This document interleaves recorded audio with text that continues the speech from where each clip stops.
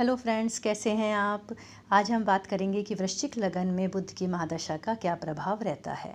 बुध विद्या, बुद्धि, व्यापार, शिक्षा, कला, याददाश्त, त्वचा, इन सब के कारक होते हैं। वृश्चिक लगन में बुध की महादशा का प्रभाव ज़्यादातर बहुत ही खराब देखने को मिलता है।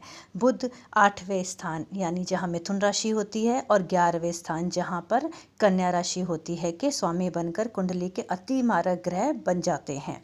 और इस लगन के स्वामी मंगल के साथ नैसर्गिक शत्रुता होती है। इस लगन में बुध की महादशा को बहुत ही अशुभ मानते हैं।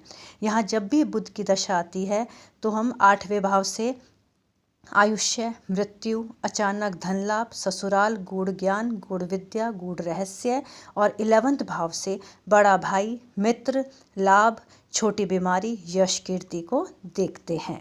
और यदि जातक की वृश्चिक लगन की कुंडली में बुध शुभ ग्रह बनकर बैठा है और नवमांश में भी शुभ है तो जातक को बहुत बड़ा ज्योतिषी बना सकता है और कोई भी उसको रिसर्च के फील्ड में जाकर बहुत ही तरक्की और बहुत ही नाम अपना कर सकता है। यहाँ पर वृश्चिक लगन में बुध अति मारक की श्रेणी में आता है तो ज़्यादातर बुध खराबी रिजल्ट देता है, लेकिन जो विशेष परिस्थितियाँ होती है ना उसमें तो फिर वो बहुत ही शानदार फल बुध अपनी महादशा में देता है। और यदि कुंडली में बुध आपके जहाँ बैठे हुए हैं और आपके विपरीत राज्यों की स्थिति बन रही है तो बहुत शानदार परिणाम आपने को देखने को मिलेंगे। सामान्यतः बुध अगर वृश्चिक लगन की कुंडली में 3 जगह बैठे हैं तो बहुत शानदार फल देखने को मिलते हैं।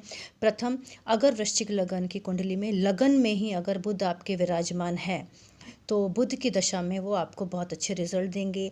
यह जातक बहुत बुद्धिमान हो जाएगा, उसकी गणित बहुत शानदार हो जाएगी और जातक की जो कैलकुलेशन है ना वो ज़बरदस्त हो जाएगी।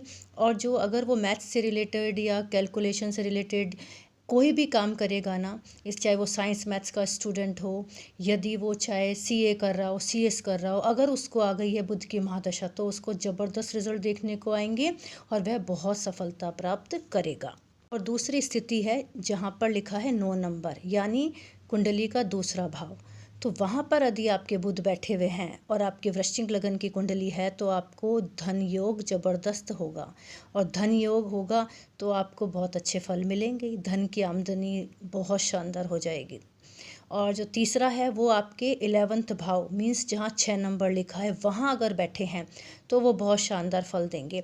वो आपकी आय के साधनों को बढ़ाएंगे, आपकी आय अच्छी हो जाएगी। आप चाहे जॉब करो, बिजनेस करो, आप धन बहुत कमाएंगे।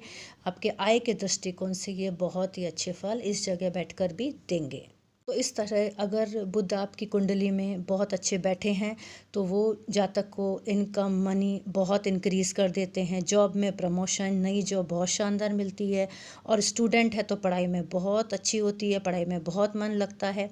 यदि कोई नया व्यापार शुरू करता है तो उसको बहुत ही सफलता मिलती है, धन लाभ भी ज़बरदस्त उसका होता है।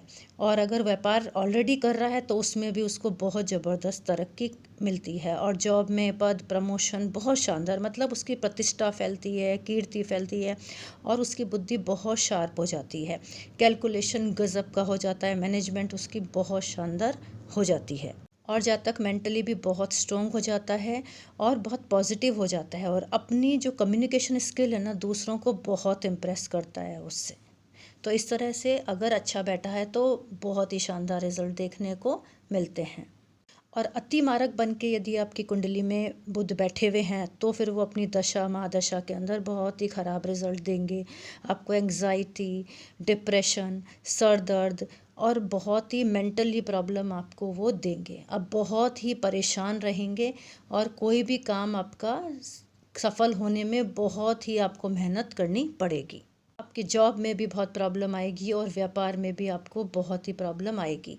और एक है कि यदि आपकी कुंडली में बहुत अच्छी तरह से नहीं बैठे हैं तो प्लीज़ आप है ना नया व्यापार शुरू मत करिए, पूरा ठप हो जाएगा।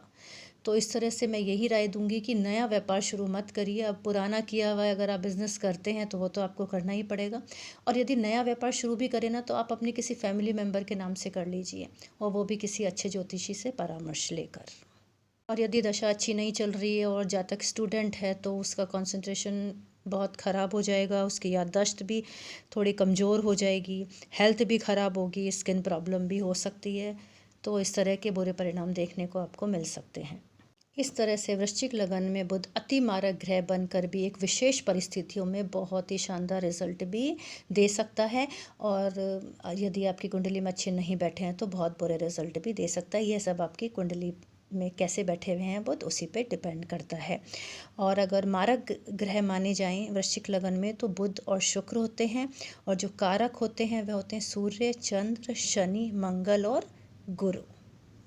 तो बुध की महादशा 17 वर्षों तक चलती है और 3 भागों में डिवाइड होती है। तो जो प्रथम भाग होता है वो 5 साल 8 महीने, जहां आपकी कुंडली में बुध विराजमान है वहां के फल देखने को मिलते हैं। जो सेकंड भाग होता है 5 साल 8 महीने, 11th हाउस के फल देखने को मिलेंगे। और जो थर्ड हाउस है 5 साल 8 महीने, उसमें आपके 8th भाव के फल देखने को मिलेंगे।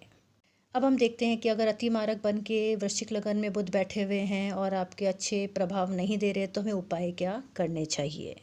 तो आप बुध के मंत्रों का जाप कीजिए, गणपति के मंत्रों का जाप कीजिए, सरस्वती माता की पूजा करें, गायत्री माता की पूजा करें, दुर्गा सप्तशती करें, दुर्गा चालीसा करें, विष्णु भगवान की पूजा करें, विष्णु सहस्त्र नाम का पाठ आप जरूर करें, इससे आपको बहुत फ़ायदा मिलेगा।